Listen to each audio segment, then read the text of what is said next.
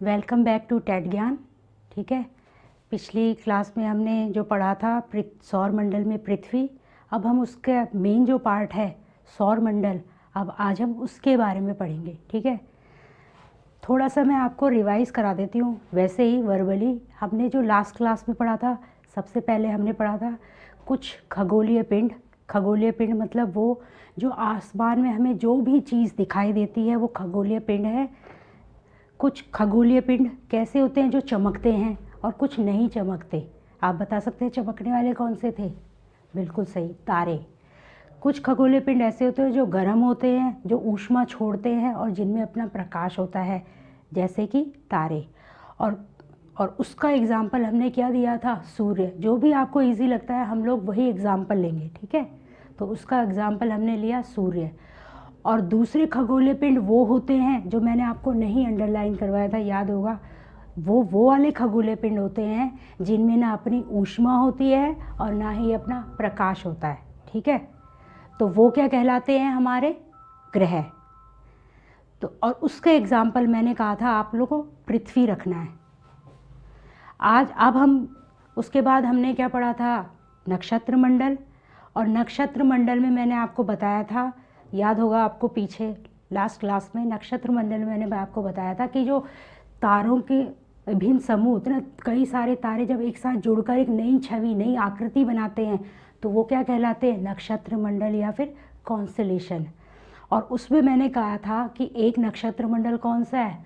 Ursa major, या उसको ही क्या बोला जाता है? Big bear. ठीक है, आपको ये नोट डाउन करना, ऊर्सा मेजर या फिर बिग बियर दोनों एक ही हैं। और उसका एक छोटा सा पार्ट क्या है हमारा? सप्तऋषि मंडल। ठीक है, सप्तऋषि मतलब 7 तारों का समूह, जो मैंने आपको बताया भी था कि इस तरह से कुछ ऑब्जेक्ट्स, ये 7 तारों का समूह बनता है। ठीक है ना। अब आज हम मेन टॉपिक पर आते हैं जो हमारा है सौर मंडल। सौर मंडल, ठीक है, ये देखिए सौर मंडल। जैसे कि सौर मतलब किससे लिया गया है? सौर मतलब क्या होता है? सूर्य। सूर्य के द्वारा, जो सूर्य के आसपास जो मंडल बना हुआ है उसे सौर मंडल बोलते हैं, और इंग्लिश में बोलते हैं इसको सोलर सिस्टम। ठीक है, सूर्य 8 ग्रह है, मैंने आपको दिखाए थे 8 ग्रह। ठीक है, 8 ग्रह, उपग्रह। आप छोटे छोटे हिंट्स लिखिए। उपग्रह यानी जैसे चंद्रमा, या फिर जो हमने बताया था मैन मेड वाले। ठीक है, तथा कुछ अन्य खगोलीय पिंड। अन्य खगोलीय पिंड में शूद्र ग्रह और उल्का पिंड। ठीक है, जैसे शूद्र ग्रह आ गया आपका, एवं उल्का पिंड मिलकर सौर मंडल का क्या करते हैं? निर्माण करते हैं। ठीक है, यानी कि एक सूरज ही नहीं है, सूरज क्या है? इसके केंद्र में स्थित, और ये सारे मिलकर इसके चक्कर लगा रहे हैं। तो जितने भी हैं ये सब मिलकर, इन सब को, कई बार क्वेश्चन आता है कि सौर मंडल में क्या क्या है, तो सौर मंडल के जो मेंबर हैं, जिसे मेंबर या परिवार के मेंबर बोला जाता है, तो वो मेंबर्स कौन से हैं? सूर्य, जिसको बोला जाता है हेड ऑफ द फैमिली, ये आप याद रखिए, सूर्य head of the family centre में बैठता है। उसके क्या है? 8 बोल सकते हैं, उसके 8 बच्चे, यानी बाकी के ग्रह। ठीक है, फिर आ गए उपग्रह, जो ग्रहों के भी छोटा बच्चा, उपग्रह। आ गए हमारे खगोलीय पिंड, जैसे कि शूद्र ग्रह, उल्का पिंड। तो हमारे लगभग सौर मंडल में कितने मेंबर हो गए हैं? सूर्य, 8 ग्रह, उपग्रह, शूद्र ग्रह और उल्का पिंड, ये सब मिलकर एक परिवार का निर्माण करते हैं, और उसे बोला जाता है सौर मंडल, यानी द सोलर सिस्टम। समझ आ गया? ठीक है, उसे हम क्या बोलते हैं? सौर परिवार, सूर्य का परिवार, जिसका मुखिया कौन होता है? सूर्य। मैं आपको बता चुकी हूँ, हेड ऑफ द फैमिली जैसे बोला जाता है, जिससे सभी का ही निर्माण हुआ है, और जब जो सभी के को क्या देता है? अपनी ऊष्मा और प्रकाश देता है। ठीक है, the sun, 8 planets, satellites and other celestial bodies, मतलब जितने भी बाकी खगोलीय पिंड नोन एज एस्टेरॉइड्स और मीटरॉइड्स फॉर्म द सोलर सिस्टम। और क्या बोला जाता है? एक सोलर फैमिली। ठीक है, with the sun as its head. और इनका सब का हेड कौन है? हमारा सन, जिसे सूर्य भी बोला जाता है। ठीक है, नेक्स्ट हम आ गए हैं सूर्य। अब भैया, जो सबसे पहले अगर हम सौर मंडल की बात कर रहे हैं तो सबसे पहले मुखिया की बात की जाएगी। ठीक है, तो सबसे पहले हम पता करेंगे सूर्य। सूर्य आपको पता है, अभी तक हमें क्या पता है सूर्य के बारे में? लास्ट क्लास में मैंने बताया था कि सूर्य के बारे में दो बातें हैं। सूर्य एक तारा है और पृथ्वी के सबसे नज़दीक पाया जाने वाला तारा भी कौन है? सूर्य है। तो ये दो चीज़ें आपने फिर से नोट डाउन कर लो, दोबारा से लिख लो। लास्ट क्लास में देखा सूर्य एक तारा है और पृथ्वी के सबसे नज़दीक पाए जाने वाला तारा भी कौन है? सूर्य है।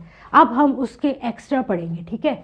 सूर्य सौर मंडल के केंद्र में, मतलब सेंटर में स्थित है। यह बहुत बड़ा है एवं अत्यधिक गर्म गैसों से बना हुआ है, ठीक है।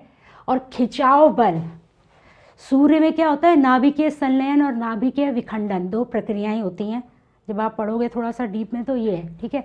तो ये जो है ना, जैसे सूर्य क्या एक गैस का गोला है, आप बचपन से पढ़ते आए हो, ठीक है। गैस का गोला जैसा है और जिसमें गैसें अपने आप घुल रही हैं, मिल रही हैं, मिल रही हैं, टूट रही हैं, मिल रही हैं, टूट रही हैं, हाइड्रोजन हीलियम में कन्वर्ट हो रही है, ठीक है। सूर्य में हाइड्रोजन पाया जाता है जो किस में चेंज हो जाता है? हीलियम में, और धीरे धीरे उससे प्रकाश बाहर आता है।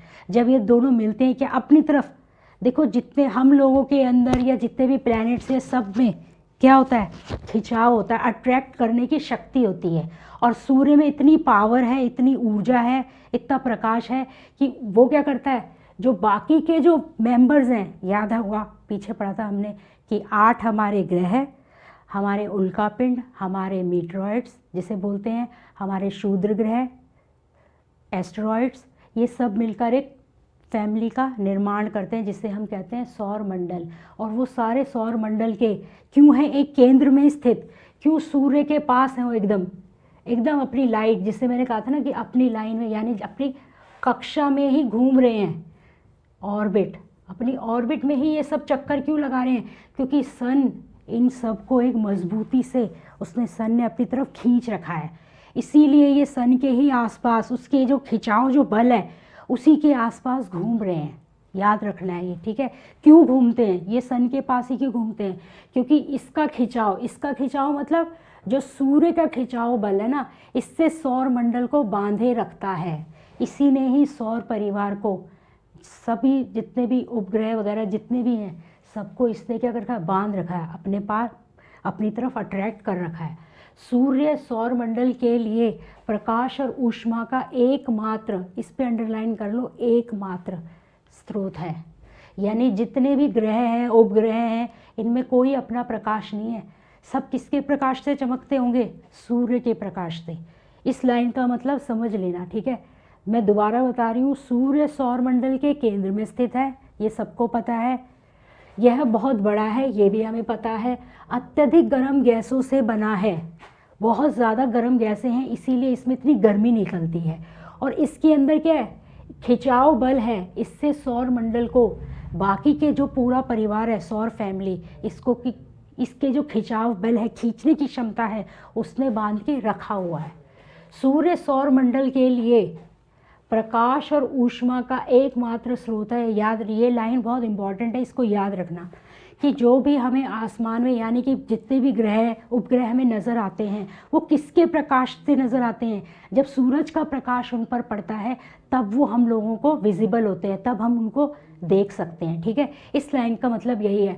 और प्रकाश का एकमात्र स्रोत ही सूर्य है। और वे क्यों है? क्योंकि सूर्य पृथ्वी का सबसे नज़दीकी तारा है। और पृथ्वी से अगर हम किसी भी ऑब्जेक्ट को देखेंगे आसमान में, और अगर वो हमें नज़र आ रहा है तो किसकी वजह से आ रहा है? सिर्फ हमारे सूर्य की वजह से, ठीक है।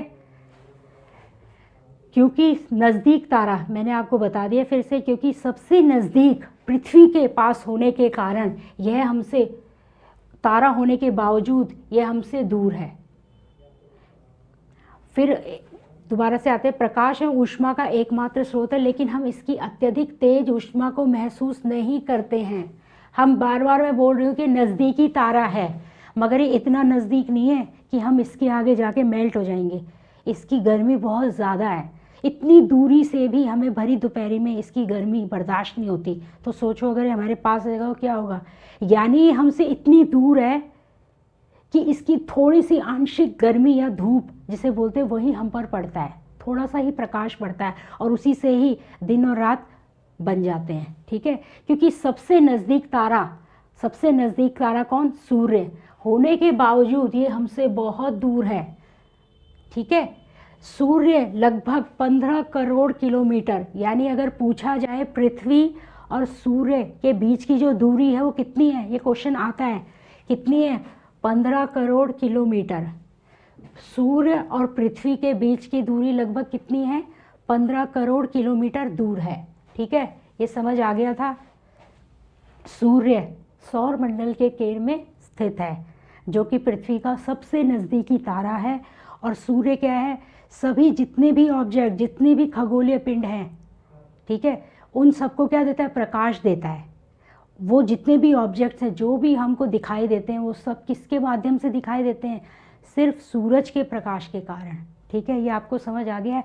लेकिन ये याद रखना कि इस प्रकाश हम ऊष्मा का एकमात्र स्रोत सिर्फ सूर्य है। और सूर्य और पृथ्वी के बीच की दूरी कितनी है? लगभग 15 करोड़ किलोमीटर दूर। ये आता है क्वेश्चन और रिपीट होते ही हैं सीटेट में, तो ये याद रखना। छोटी छोटी चीज़ें तो आपको करनी पड़ेंगी, छोटा छोटा लर्न। नेक्स्ट हम आ गए हैं, क्या आप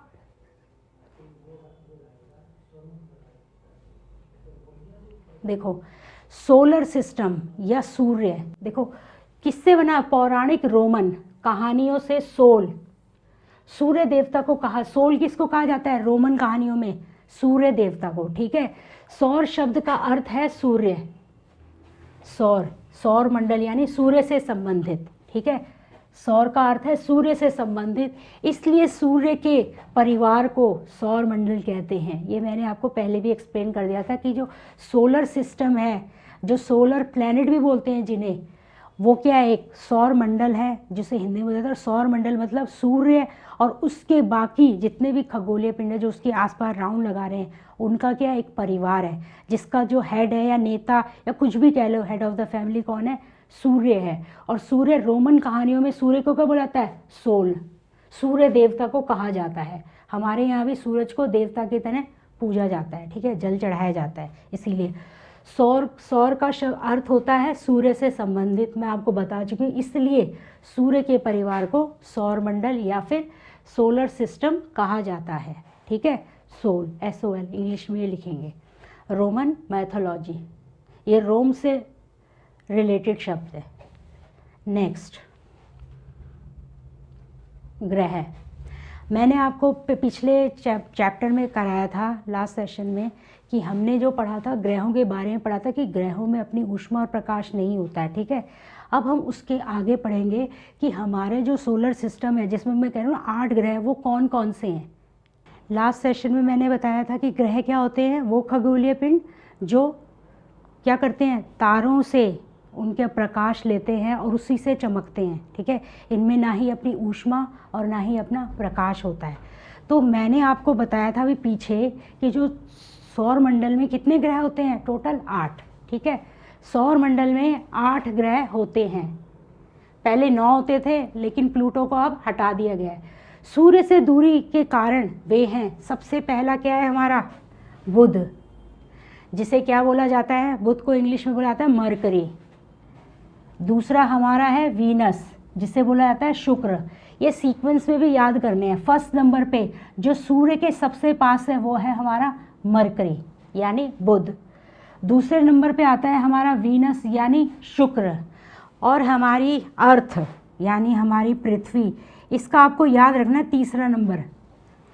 कई बार क्वेश्चन आता है कि जो हमारे सौर मंडल में जो हमारा तीसरा ग्रह है उसका नाम बताओ, और हम लोग कंफ्यूज रहते हैं कि ये कौन सा है। याद रखना तीसरे नंबर पर कौन विराजमान है? हमारी पृथ्वी, ठीक है। और फोर्थ पे आता है हमारा मार्स यानी हमारे मंगल जी। चौथे नंबर पे मंगल ग्रह, ठीक है। पांचवें पे हमारा जुपिटर यानी बृहस्पति। आपको पता है इनके बीच में क्या पाया जाता है? मंगल और जुपिटर के बीच में क्या बताया था मैंने? क्षुद्र ग्रह पाए जाते हैं, ठीक है। छोटे छोटे टुकड़े बताए थे ना, क्या होते थे? वो पाए जाते हैं इनके बीच में। फिर आ गया हमारा शनि, फिर हमारा यूरेनस, और लास्ट में हमारा आ गया नेपच्यून। आपका ये क्वेश्चन आ सकता है कि लास्ट से जो 8वें ग्रह से पहला ग्रह कौन सा है, तो आप लिखोगे यूरेनस। क्वेश्चन आ सकता है, ये बार बार रिपीट होता है इसके लिए, अर्थ के लिए बार बार। या फिर जो सूर्य के सबसे नज़दीकी जो ग्रह है वो कौन सा है, वो हमारा है मरकरी। ठीक है, अब मैं आपको इनके बारे में बताती हूँ। इसको हम ऐसे भी याद कर सकते हैं। इंग्लिश में एक वर्ड है माय, ठीक है, माय वेरी एफिशिएंट, ठीक है, मदर जस्ट सर्व अस नट्स। एक टर्म बना दी गई इंग्लिश में, एक छोटा सा सेंटेंस है कि माय से क्या हो गया, M for Mercury, very for V for Venus, ठीक है, E for Earth, M for Mars, J for Jupiter, S for Jupiter, just S for Saturn, U for Uranus और एन फॉर नेपच्यून। ठीक है, इस तरह से हम याद कर सकते हैं। वैसे इजीली यही होता है कि सिंपल आपको बुध, शुक्र, पृथ्वी, मंगल, बृहस्पति, शनि, यूरेनस, नेपच्यून बार बार हम रीड करते तो हमें लर्न हो जाता है। पर आपको ये याद रखना है कि जो सौर मंडल में जो तीसरा ग्रह है वो हमारा अर्थ है, सबसे पहला ग्रह हमारा मरकरी यानी बुध है, आखिरी ग्रह हमारा नेपच्यून है। ठीक है, सबसे बड़ा ग्रह सौर मंडल का कौन है, हमारे ये है भैया जुपिटर, बृहस्पति। ठीक है, ये आपको कुछ चीज़ें याद रखनी है। नेक्स्ट अब मैं आपको बताती हूँ ग्रह। जो मैंने आपको लाइन लिखवाई थी इंग्लिश में वो यही वाली है कि माय वेरी का वी ले लेंगे, एफिशिएंट का ई, एम का मदर का एम, जस्ट का जे, सर्व्ड का एस, अस का यू एंड नट्स का एन।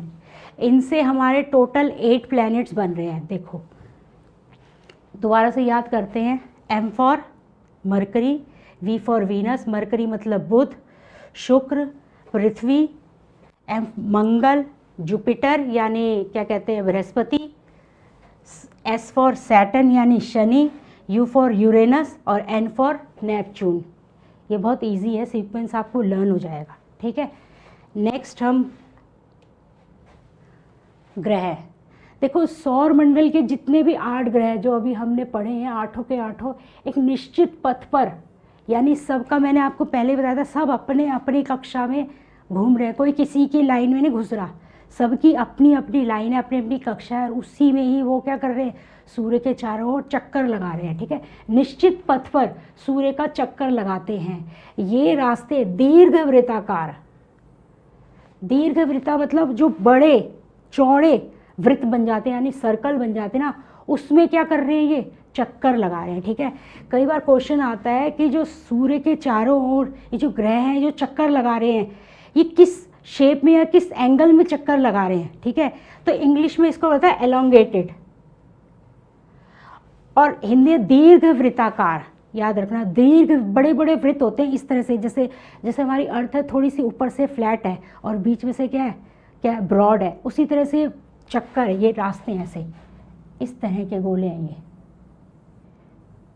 ऐसे चक्कर लगा रहे हैं। ठीक है, और बीच में कौन है, हमारा सन। ठीक है, अपनी कक्षा में सूर्य के चारों ओर चक्कर लगाने में इससे फिर हम आ जाएंगे ये कक्षा यानी ऑर्बिट। ये मैंने पहले ही बताया था कि these paths are called elongated, they are called orbits. ठीक है, मरकरी इज नियरेस्ट, ये मैं आपको बता चुकी हूँ। जो हमारा बुध है, बुध सूर्य के सबसे नज़दीक है और अपनी कक्षा में सूर्य के चारों ओर चक्कर लगाने में केवल इसको 88 दिन लगते हैं। सबसे कम दिन में ये सूर्य का चक्कर लगा लेता है, क्योंकि ये सूर्य के सबसे पास का ग्रह है।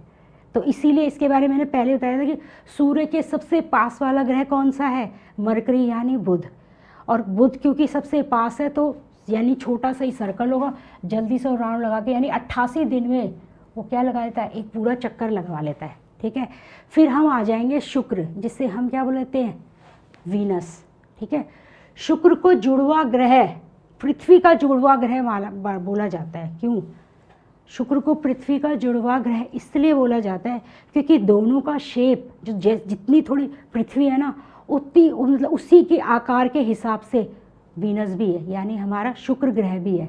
ऑलमोस्ट दोनों का जो शेप और साइज़ है ऑलमोस्ट सेम है, थोड़ा बहुत होगा little bit difference, but almost same है, इसीलिए इसे जुड़वा ग्रह बोला जाता है। याद रखना, ये क्वेश्चन बहुत बार रिपीट हुआ है। शुक्र को जुड़वा ग्रह भी बोला जाता है और शुक्र को मॉर्निंग स्टार भी बोला जाता है, और भी ऐड कर लो, ठीक है। क्या बोला जाता है शुक्र को? मॉर्निंग स्टार, इवनिंग स्टार भी बोला जाता है, क्योंकि हम अपनी नेक्ड आई से इन्हें देख सकते हैं। रात को जब सनसेट हो रहा होता है शाम को, तो जस्ट उसके पहले हम सूर्य, ये शुक्र नज़र आ जाता है हमें, पूरा आराम से दिखता है, मैंने भी देखा है, ठीक है। तो इसलिए इसको इवनिंग और मॉर्निंग स्टार भी बोला जाता है। पर आपके जुड़वा, आपके बुक में क्या है, इसको अर्थ ट्विन, ये याद रखना है आपने। अर्थ की ट्विन सिस्टर को किसको कहा जाता है? शुक्र को। शुक्र यानी वीनस, ठीक है। मैंने आपको बता दिया आकृति और आकार में लगभग पृथ्वी के ये समान है, इसीलिए इसे पृथ्वी का जुड़वा ग्रह बोला जाता है। नेक्स्ट ग्रह। अब मैंने पहले जब पुरानी बुक्स में हमने पढ़ा था कि पहले 9 ग्रह थे, ठीक है। प्लूटो भी उनमें इंक्लूडेड था, ये रहा। जब हमने पढ़ा है तब हमने तो 9 ग्रह पढ़े थे, अब 8 हो गए हैं।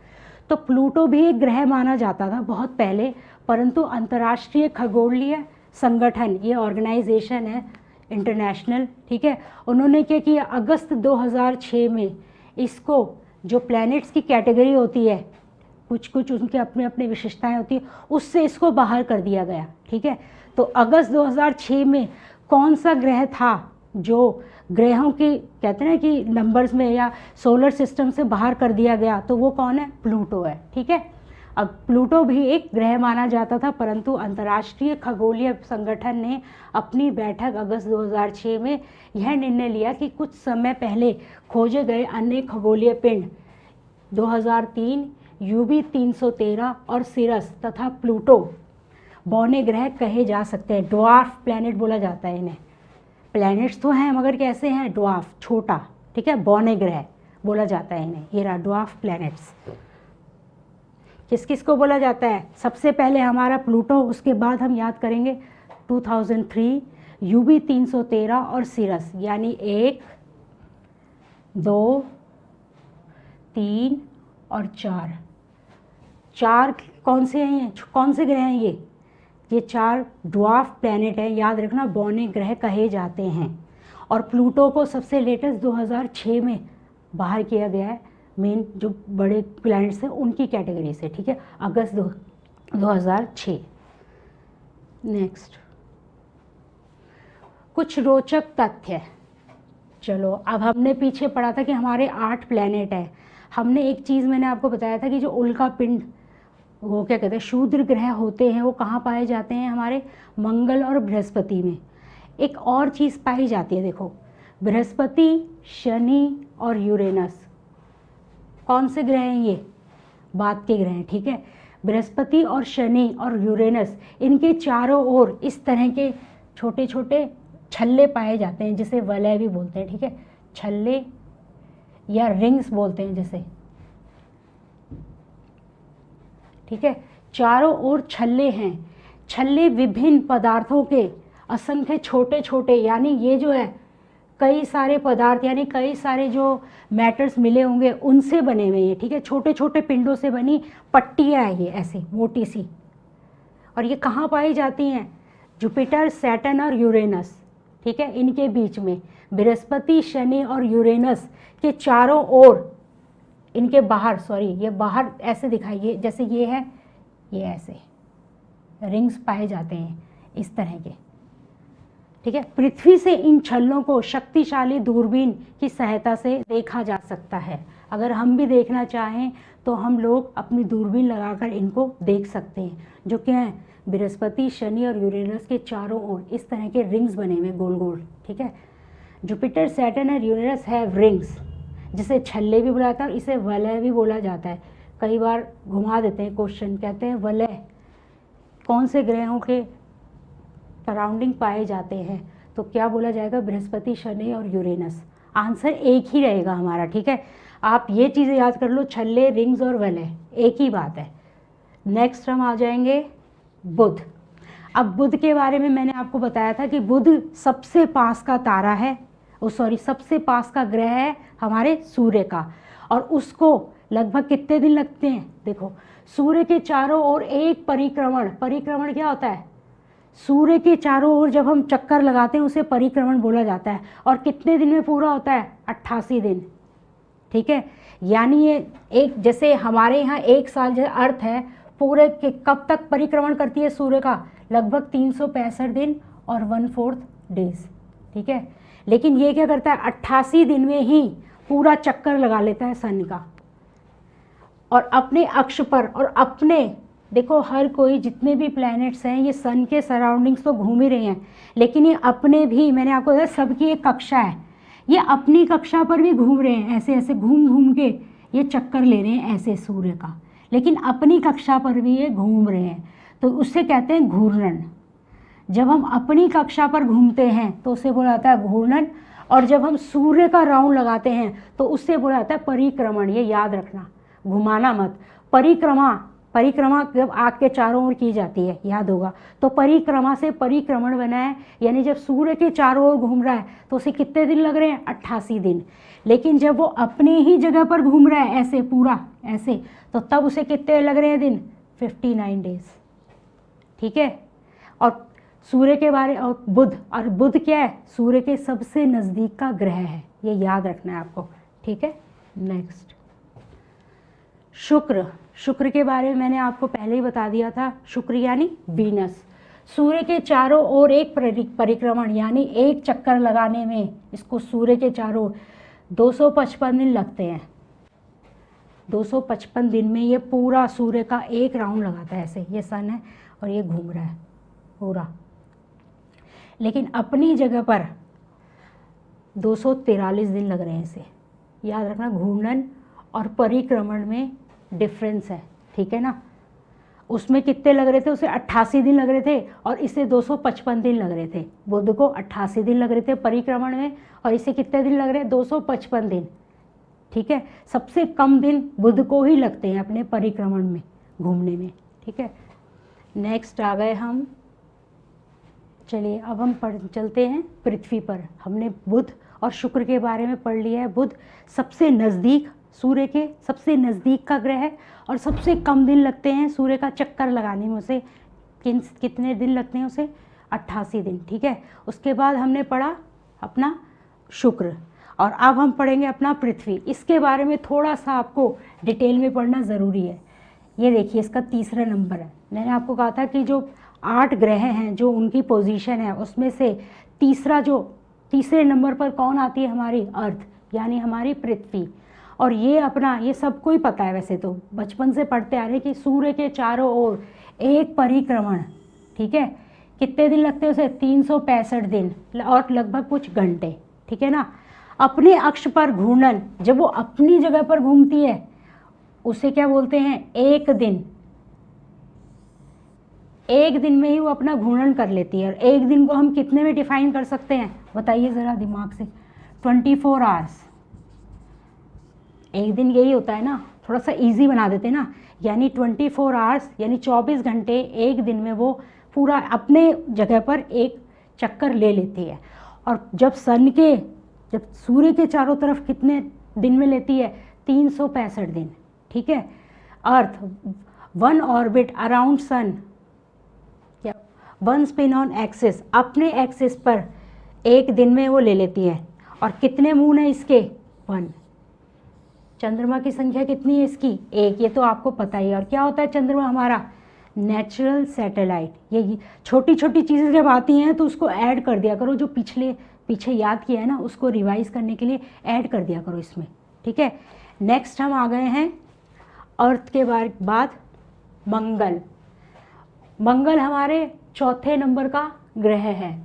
सूर्य के चारों ओर चक्कर लगाने में इसको 687 दिन लगते हैं, और अपने अक्ष पर घूर्णन में इसे क्या लगता है? घूर्णन में 1 दिन। चंद्रमा, कितने चंद्रमा है यहाँ पर? 2। हमारी अर्थ पर कितने चंद्रमा थे? 1। लेकिन मार्स पे, मंगल पे कितने हैं हमारे? 2। अब ये याद रखना है, मैंने आपको बताया था सबसे पहले हमारा आ गया बुध, शुक्र, मंगल, पृथ्वी, 1 मिनट,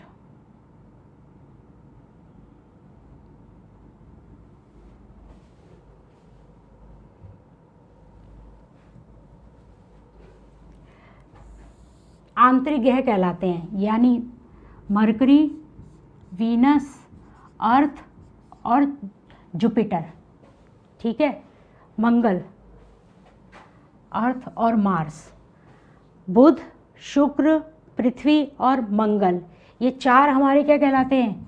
इंटरनल प्लैनेट, जिन्हें सॉलिड प्लैनेट भी बोला जाता है, ठीक है, ठोस प्लैनेट भी बोला जाता है, इन्हें ठोस ग्रह है जिस पर हम खड़े हो सकते हैं, ठीक है, इसलिए कहते हैं कि मंगल पर जा रहे हैं जी, कैसे खड़े रहे? क्योंकि वो सॉलिड है, नीचे सरफेस है, उस पर हम खड़े हो सकते हैं, ठीक है। तो ये क्या है हमारे? मरकरी, वीनस, अर्थ और मार्स, यानी ये हमारे इंटरनल प्लैनेट हैं, जिसको बोला जाता है आंतरिक ग्रह, या फिर इन्हें ठोस ग्रह भी बोला जाता है, याद रखना। सूर्य के बहुत नज़दीक हैं और ये चट्टानों से बने हैं, चट्टानें यानी रॉक्स, और रॉक्स क्या बनाती है? सरफेस बनाती हैं जिस पर खड़ा हुआ जा सकता है, यानी ये ठोस ग्रह हैं।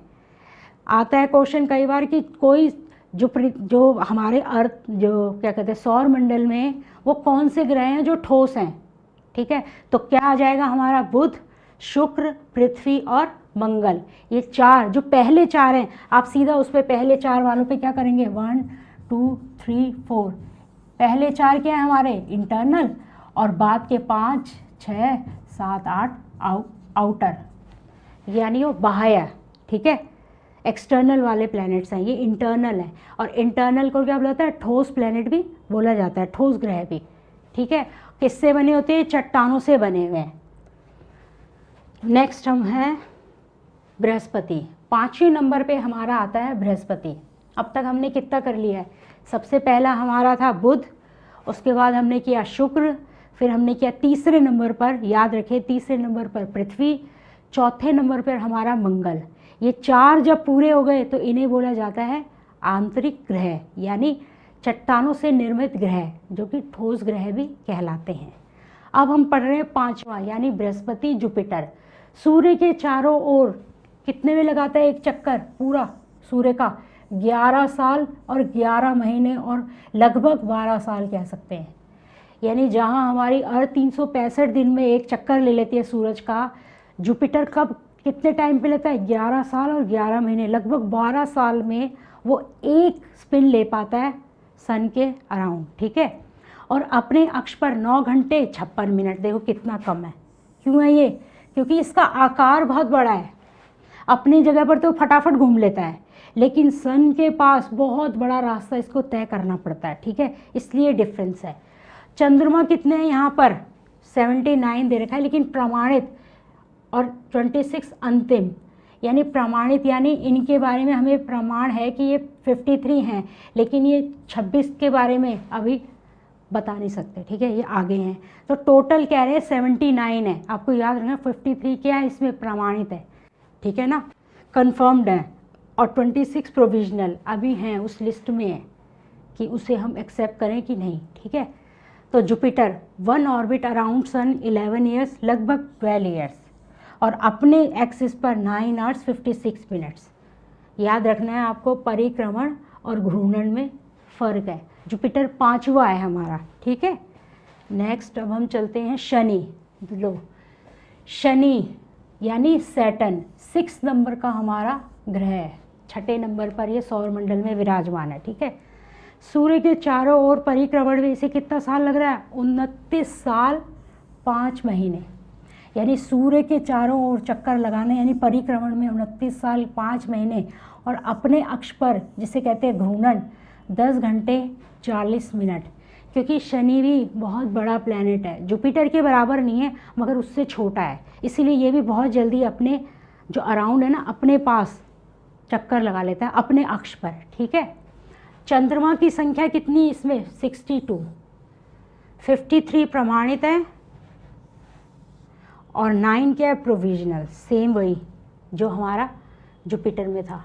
ठीक है, चंद्रमा की संख्या 62 है, जिसमें से कंफर्म्ड कितने हैं हमारे 53, और 9 क्या है, प्रोविजनल यानी अंतरिम। अरुण, अरुण को क्या बोला जाता है, यूरेनस भी बोला जाता है अरुण को। ठीक है, इंग्लिश में अरुण को क्या बोलते हैं हम, यूरेनस। और ये 7वें नंबर का ग्रह है हमारा। आ सकता है क्वेश्चन में कि लास्ट से पहला ग्रह कौन सा मैंने पूछा था, तो वो हमारा है अरुण, जिसे क्या बोला जाता है, यूरेनस। और अरुण को लेटा हुआ ग्रह भी बोला जाता है, याद रखना, अरुण को क्या बोला जाता है, लेटा हुआ ग्रह। ठीक है, सूर्य के चारों ओर एक परिक्रमण में 84 साल लगते हैं और अपने अक्ष पर 17 घंटे 14 मिनट। चंद्रमा की संख्या कितनी है इसकी, 17। ठीक है, यूरेनस 7वां ग्रह है, और इसको एक और चीज़ क्या बोला जाता है, लेटा, लगभग तिरछा ग्रह है ये, इसीलिए इसको बोला जाता है लेटा हुआ ग्रह। ठीक है, ये आप ऐड कर लेना। सूर्य के चारों परिक्रमण में 84 साल लगाता है और अपनी जगह पर अपने घूर्णन में घूमते हुए 17 घंटे 14 मिनट में ये अपना एक चक्कर ले लेता है, एक स्पिन ले लेता है। ठीक है, नेक्स्ट आ गए हम नेपच्यून, आखिरी ग्रह। क्वेश्चन आएगा आखिरी ग्रह कौन सा है हमारा, नेपच्यून। परिक्रमण यानी सूर्य के चारों ओर परिक्रमण में से 164 साल।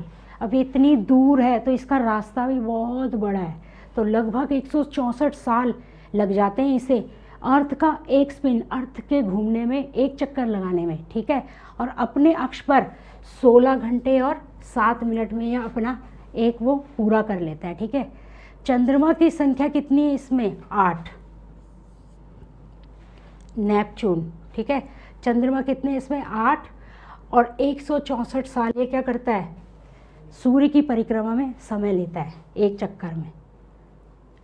नेक्स्ट है हमारा चंद्रमा। चंद्रमा के बारे में पीछे मैंने बताया था, चंद्रमा क्या है हमारा, नेचुरल सैटेलाइट है। ठीक है, हमारी पृथ्वी के पास केवल एक उपग्रह है, उपग्रह मतलब सैटेलाइट। ठीक है, जिसका नाम है चंद्रमा। इसका व्यास पृथ्वी के व्यास का, व्यास मतलब होता है रेडियस। ठीक है, ये यानी पृथ्वी का 25% बोल सकते हैं इसे, या 1/4 ऑफ अर्थ। ठीक है, या अर्थ अगर 100% है तो ये कितना है, सिर्फ 25%। ठीक है, 1/4 है ये इतना बड़ा इसलिए प्रतीत होता है क्योंकि यह हमारे ग्रह के से अन्य खगोलीय पिंडों की अपेक्षा नज़दीक है, इसीलिए हमारे को मून अच्छे से दिखाई देता है और बाकी के खगोलीय पिंड हमें छोटे छोटे नज़र आते हैं क्योंकि वो बहुत दूर हैं, जबकि चंद्रमा हमारे बहुत नज़दीक है। ठीक है, यह हमसे लगभग, अब चंद्रमा और पृथ्वी की, हमसे मतलब पृथ्वी से, ठीक है, यानी पृथ्वी और चंद्रमा के बीच की दूरी क्या है, 3,84,400 किलोमीटर। और पृथ्वी और सूर्य के बीच की दूरी कितनी थी, 15 करोड़ किलोमीटर। ठीक है, अब आप पृथ्वी से सूर्य और चंद्रमा की दूरियों की तुलना कर सकते हैं। पृथ्वी से सूर्य की कितनी थी, 15 करोड़ किलोमीटर थी, और चंद्रमा और पृथ्वी की कितनी है, 3,84,400 किलोमीटर। ठीक है, रोचक तथ्य। अब मैंने आपको ये पिछले सेशन में बताया था कि जो चंद्रमा पर सबसे पहले गया था वो नील आर्मस्ट्रॉन्ग और यूरी गार्गिन थे, जो कि कब गए थे, 21 जुलाई 1969 को। इन नील आर्मस्ट्रॉन्ग वो थे वैज्ञानिक जिन्होंने पहली बार, कहते हैं कि मून पर पहला कदम रखा। तो कौन थे वो, नील आर्मस्ट्रॉन्ग, यूरी गागरिन भी थे इनके साथ। सबसे पहले चंद्रमा पर की सतह पर इन्होंने कदम रखा। और हमारे भारतीय कौन है जिन्होंने चंद्रमा पे कदम रखा, वो है हमारे राकेश शर्मा। ठीक है, याद कर लो, ये गए थे शायद 1984 में गए हैं ये सन, राकेश शर्मा 1984। और ये हमारे इसरो से नहीं, ये रशिया के थ्रू गए थे, रूस की सहायता से। ठीक है, ये छोटे से आप याद कर लेना। पूछा हुआ है ना कि find out whether any Indian has landed on the moon, yes, Rakesh Sharma 1984। ठीक है, नेक्स्ट, चंद्रमा पृथ्वी का एक चक्कर। अब ये क्वेश्चन बार बार कई बार आता है कि पृथ्वी और चंद्रमा पृथ्वी से चंद्रमा का हमेशा एक ही भाग क्यों नज़र आता है? आप भी देखते होंगे पैचेस से नज़र आते हैं, क्या है ये? तो देखो, चंद्रमा और पृथ्वी का एक चक्कर लगभग 27 दिन में, देखो पृथ्वी और चंद्रमा लगभग दोनों सेम चाल से चल रहे हैं, ठीक है। तो इसीलिए, और चंद्रमा पृथ्वी का एक चक्कर कितने दिन में पूरा कर लेता है? 27 दिन में, ठीक है। चंद्रमा किसके चक्कर लगा रहा है? सूर्य के नहीं, किसके चक्कर लगा रहा है? पृथ्वी के। और पृथ्वी का एक चक्कर लगभग कब पूरा कर देता है वो? 29 दिन में। तो लगभग इतने ही समय पर वह अपने अक्ष पर एक चक्कर भी पूरा करता है। यानी मैंने आपको बताया था घूर्णन और परिक्रमण दोनों उसके सेम है, समझ गए? रोटेशन और रेवोल्यूशन बोथ आर सेम। किसके? चंद्रमा के, अपनी जगह पर भी, अपने अक्ष पर भी, और किसके सराउंडिंग जा रहा है वो? पृथ्वी के सराउंडिंग भी। वो एक जो स्पिन लेता है वो कितना लेता है? ऑलमोस्ट 27 दिन का ही वो है, ठीक है। दोनों 27 दिन में कर देता है। तो इसके परिणाम स्वरूप पृथ्वी से हमें चंद्रमा का केवल एक भाग ही दिखाई देगा, समझ गए? जब वो ऐसे घूम रहा है तो पृथ्वी घूम रही है, तो एक ही आ रहा है, उसका जो पोजीशन है वो सेम वही नज़र आ रही है, क्योंकि वो घूर्णन और परिक्रमण दोनों क्या हो रहे हैं? 27 दिन में पूरे हो जा रहे हैं उसके। इसका कारण ये है। तो कई बार आता है क्वेश्चन, तो इसको दोबारा से याद कर लेना, आ सकता है ये, ठीक है। नेक्स्ट, आप पूर्ण चंद्र को, पूर्ण चंद्र मतलब क्या होता है, कोई बता सकता है? पूर्ण चंद्र मतलब होता है पूर्णिमा, जिस दिन फुल मून होता है, ठीक है। फुल मून क्या बोलते हैं इसे? पूर्ण, फुल मून यानी पूर्णिमा। और ये कब आती है? एक महीने में सिर्फ एक बार देख सकते हैं हम इसे, ठीक है। यह पूर्ण चंद्रमा वाली रात यानी पूर्णिमा भी कहलाती है, पूर्णिमा कहलाती है, या फिर इसके इंग्लिश में फुल मून कहते हैं। 15 दिन के बाद आप इसे देख नहीं सकते। 15 दिन के बाद क्या हो जाती है? ये धीरे धीरे, आपको पता है कि कृष्ण पक्ष और शुक्ल पक्ष आते हैं चंद्रमा के, जिस तरह से हमने बताया क्रिसेंट मून वगैरह, फुल मून, हाफ मून, अगर तो धीरे धीरे क्या होती है? ये कम होता रहता है, छोटा सा हिस्सा इसका धीरे धीरे कम होता जाएगा, ये ऐसे, ठीक है। छोटा छोटा कम, फिर और कम, फिर और कम, और फिर ऐसे रह जाएगा, और फिर गायब ही हो जाएगा पूरा। तो इस जो गायब वाला पोर्शन होता है इसे क्या बोलते हैं? अमावस्या। ये तो आपको पता ही है कि जिस दिन हमें चांद नज़र नहीं आता। अमावस्या को कई बार क्वेश्चन आता है कि चंद्रमा की रात्रि अमावस्या, और इसे क्या बोलते हैं? नए, न्यू भी बोलते हैं, इसे न्यू मून नाइट भी बोला जाता है, क्योंकि नेक्स्ट डे से क्या होगा? नया चंद्रमा निकलेगा, ठीक है। क्वेश्चन आता है कि new moon night, new moon night को बच्चे हर बार पूर्णिमा पे लगा देते हैं, याद रखना न्यू मून नाइट मीन्स अमावस्या। सब एक, दोनों एक ही हैं, न्यू मून नाइट बोलो या फिर अमावस्या। फुल मून को पूर्णिमा बोला जाता है, ठीक है। नेक्स्ट, आकाशगंगा। आकाशगंगा क्या होती है? बहुत सारे जो, जैसे कहते हैं क्या, आपने तारों वाले खुले आकाश में एक ओर से, जैसे एक तरफ से दूसरी तरफ बहुत बड़ी चौड़ी पट्टी, जिसमें बहुत सारे क्या, चमकदार एक रास्ता सा बन जाता है आसमान में, ठीक है। फैली चौड़ी सफ़ेद पट्टी की तरह एक चमकदार रास्ते को देखा है। लाखों तारों का समूह, हमने पीछे पढ़ा था, कुछ तारों का समूह क्या बनाता है? नक्षत्र मंडल। और यहाँ पर लाखों तारों का समूह क्या बना रहा है? आकाशगंगा। एक एक पट्टी बन जाती है, बहुत सारे स्टार, बहुत मिल मिल के, मतलब वो लाखों तारे मिलकर क्या बना रहे हैं? आकाशगंगा, जिसे इंग्लिश में बोलते हैं मिल्की वे।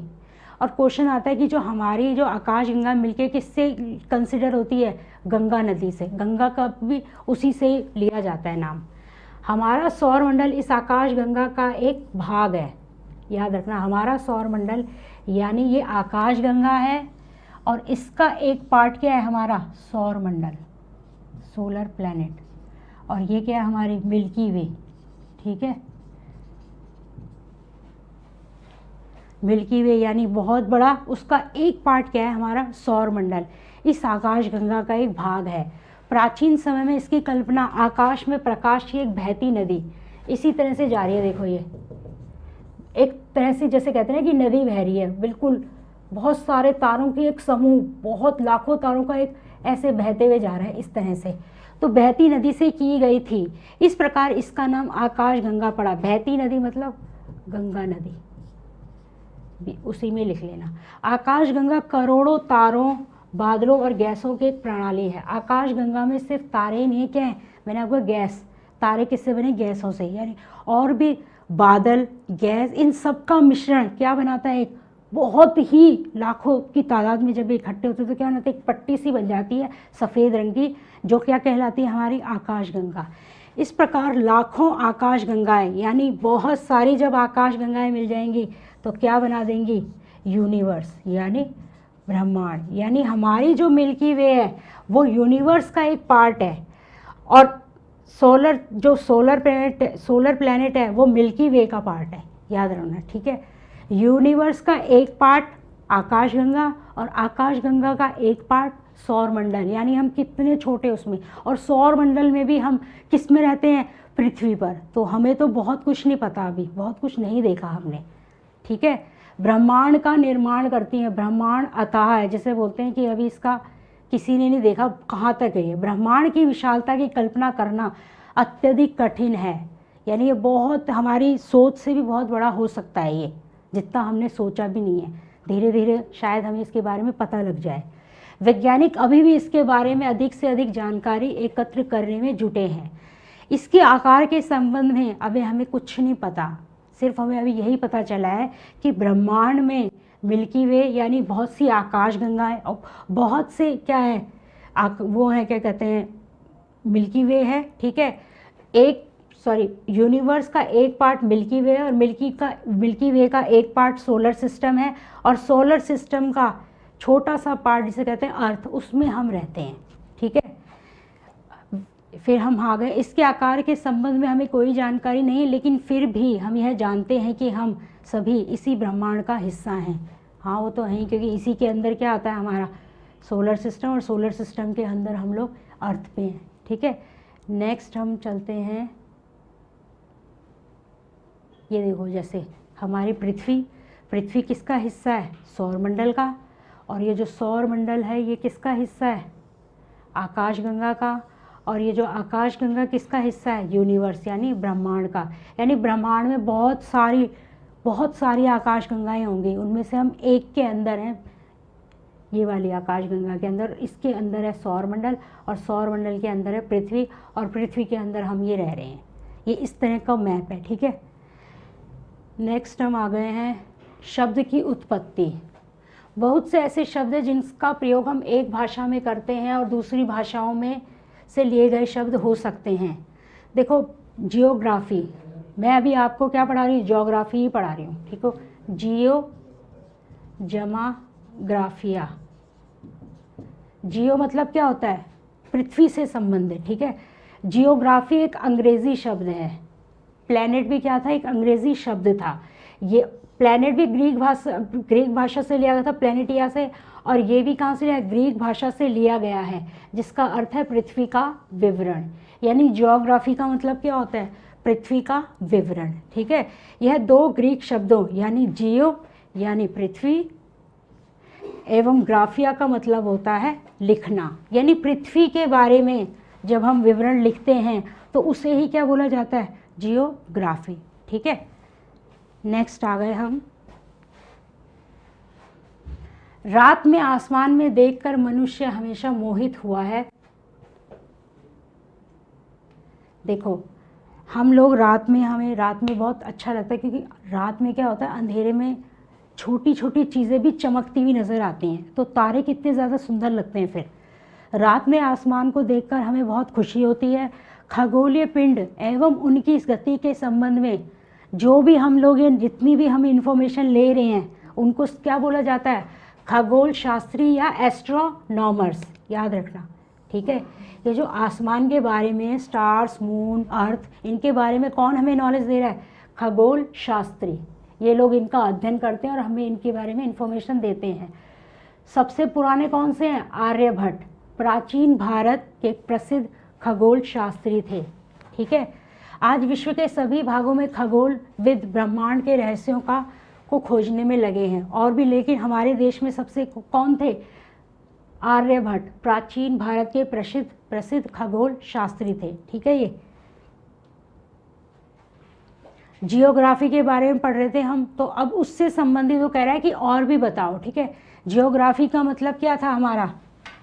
जियोग्राफी का मतलब था पृथ्वी के विवरण को लिखना। ठीक है, जियो मतलब पृथ्वी, और जियो मतलब पृथ्वी, और ग्राफी मतलब विवरण, लिखना उसका। ठीक है, तो जियो से और शब्द क्या बने हैं? जियोलॉजी पृथ्वी का अध्ययन, जियोमेट्री पृथ्वी का मापन, और जियोइड पृथ्वी के आकार के अनुरूप, पृथ्वी के जैसा। ठीक है, और जियो है geology study of the earth, ये तो सेम वही है इंग्लिश का। ठीक है, geometry measurement of the earth, और geoid resembling the shape of और फॉर्म ऑफ द अर्थ। ठीक है, नेक्स्ट अब ये क्वेश्चन देख लीजिए आप लोग, ये आ रखे हैं सीटेट में, कई बार रिपीट हुए हैं और ये वही हैं। अब हम आंसर्स लगाएंगे, देखते हैं आप लोगों को कितना आता है। ठीक है, निम्नलिखित में से ग्रहों का कौन सा संयोजन गैसीय ग्रह कहलाता है? मैंने आपको बताया था गैसीय ग्रह और ठोस ग्रह। अब आप बता सकते हो कि ऐसी जिनके ऊपर हम खड़े नहीं हो सकते, कौन से थे वो? याद आ गया आपको, लास्ट के 4, और वो कौन से हैं? शुक्र, बृहस्पति, मंगल या शनि? बताओ ज़रा, शुक्र कौन से नंबर पे आता है? दूसरे पे, तो ये तो हो नहीं सकता। हमारे को कौन से ढूंढने हैं? 5, 6 और 7, 8, वही हमारे गैसीय थे ना, गैसीय ग्रह। मंगल, शुक्र, शनि और यूरेनस। मंगल कौन से नंबर पे आता है हमारा? शुक्र आ गया इसमें भी, ये भी दूसरे नंबर पे आता है, ये हमें नहीं चाहिए। बृहस्पति, शनि, यूरेनस और नेपच्यून। बृहस्पति हमारा कौन सा है? चौथा, पांचवा, छठा, पांचवा, छठा, सातवां और आठवां। 5, 6, 7 और 8 नंबर के जो प्लैनेट थे वो थे हमारे आउटर या फिर गैसियस, यानी गैसीय ग्रह जो गैसों से बने हैं। ठीक है, 5, 6, 7 और 8, यानी बृहस्पति, शनि, यूरेनस और नेपच्यून कौन से हैं? हमारे गैसीय ग्रह, और जिन्हें हम आउटर यानी बाह्य ग्रह भी बोलते हैं। और आंतरिक कौन से थे फिर? पहले 4, यानी बुध, शुक्र, हमारी अर्थ यानी पृथ्वी, और चौथा हमारा मंगल। ये 4 जो है हमारे आंतरिक और ठोस ग्रह है। ठीक है, नेक्स्ट, ये तो बहुत इजी है। पिंड जिसमें अपनी ऊष्मा और प्रकाश, मैंने बताया था, नहीं हो, लेकिन वो तारों की रोशनी से चमकते हैं, उन्हें सबको पता है, क्या कहते हैं? ग्रह। ग्रहों में अपना प्रकाश होता है? नहीं। किसके प्रकाश से चमकते हैं? हमारी पृथ्वी किससे चमक रही है? सीधे आइडिया लगाओ, हमारी पृथ्वी चंद्रमा से चमक, वो क्या कहते हैं, सूरज की रोशनी से चमक रही है, और सूरज क्या है? एक तारा है। तो क्या है इसका जवाब? ग्रह। ग्रहों में अपनी ऊष्मा और प्रकाश नहीं होते। मैंने आपको निशान लगवाया था, नहीं पे याद रखना, और वही क्वेश्चन आ गया। तो इस तरह ये चीज़ें आपको देखने कि नहीं कहाँ पर लिखा हुआ है, या केवल या सदैव, कोई भी चीज़ किसी को बिल्कुल कहते हैं कि बहुत ज़्यादा पॉइंट आउट कर रहे तो उस पर निशान लगा देना चाहिए, तब इजी हो जाता है क्वेश्चन पढ़ना। ठीक है, नेक्स्ट, बिग बेयर एक उदाहरण है। बताया था इतना बड़ा बिग बेयर था, शेप बनी थी, और उसके अंदर क्या थे? हमारे सप्तऋषि थे। ठीक है, सप्तऋषि मंडल था। तो क्या है बिग बेयर? नक्षत्र मंडल का एक उदाहरण है। गैलेक्सी नहीं। आकाशगंगा, बहुत सारे, देखो आकाशगंगा में क्या, बहुत लाखों तारों का समूह था आकाशगंगा, लेकिन नक्षत्र मंडल क्या था? कुछ तारे, कुछ यानी कम, कुछ तारे मिलकर एक पैटर्न बनाते हैं, आकृति बनाते हैं, जिसे क्या बुलाता है? नक्षत्र मंडल। और उसका एक उदाहरण क्या है? हमारा बिग बेयर। ठीक है, और इसके अंदर क्या पाया जाता है? सप्तऋषि मंडल। ठीक है, इसका एग्जाम्पल क्या है? इसका एक पार्ट है सप्तऋषि मंडल। अब वही क्वेश्चन देखो फिर से आ गया, पृथ्वी से चंद्रमा का केवल एक ही भाग क्यों दिखाई देता है भाई? क्योंकि चंद्रमा अपनी जगह पर घूर्णन और परिक्रमण एक ही टाइम पर कर देता है 27 दिन में। पृथ्वी का भी एक चक्कर, और अपने अक्ष पर भी जब वो चक्कर लगाता है तो क्या है उसका टाइम? 27 दिन। पृथ्वी से चंद्रमा का केवल एक ही भाग दिखाई पड़ता है क्योंकि चंद्रमा को अपने अक्ष पर एक चक्कर लगाने में एक नहीं भैया, प्रकाश वर्ष तो लीप ईयर होता है, नहीं वो नहीं है। चंद्रमा का दूसरा भाग केवल दिन के समय पृथ्वी की ओर होता है, नहीं। चंद्रमा का दूसरा भाग केवल अमावस्या को बिल्कुल भी नहीं होता। चंद्रमा को पृथ्वी के चारों ओर चक्कर लगाने में तथा अपने अक्ष पर घूमने में समान समय, यानी सामने लिख देना 27 दिन लगता है, और यही सही है, 27 दिन लगते हैं। इसीलिए हमें हमेशा पृथ्वी से चंद्रमा का एक ही भाग दिखाई देता है। ये बहुत बार आया हुआ और आता रहता है, ये याद कर लेना। ग्रहों के निम्नलिखित समूहों में से किस समूह के चारों ओर छल्ले, बताया था मैंने छल्ले, रिंग्स भी होगा और कई बार क्या होगा, वलय, तो कौन से थे हमारे,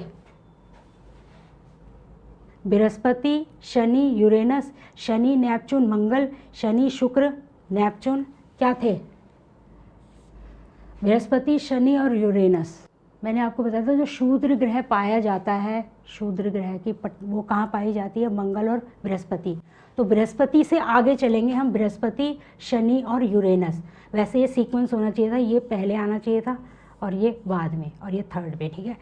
बृहस्पति, शनि और यूरेनस आपको घुमाने के लिए कर रखा है, शनि पहले कर दिया है, लेकिन आपको याद रखना बृहस्पति, शनि और यूरेनस जो बीच के ये हैं, यहाँ पर क्या पाए जाते हैं, हमारे छल्ले पाए जाते हैं इनके चारों तरफ, ऐसे, ठीक है।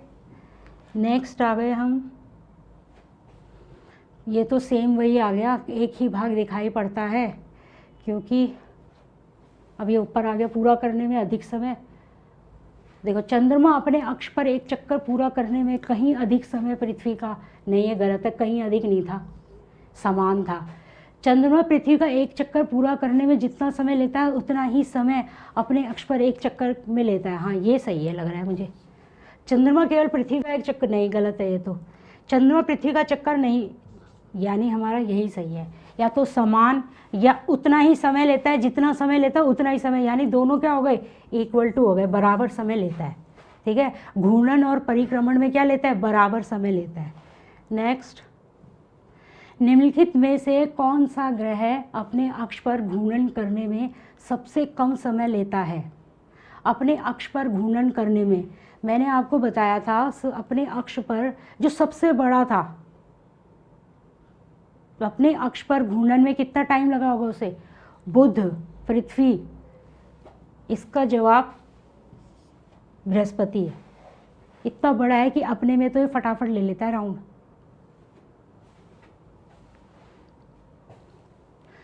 एडुसेट से क्या अभिप्राय है, रॉकेट जिसका उपयोग मानव निर्मित उपग्रहों को सूर्य की कक्षा में स्थापित करने के लिए किया जाता है, ठीक है।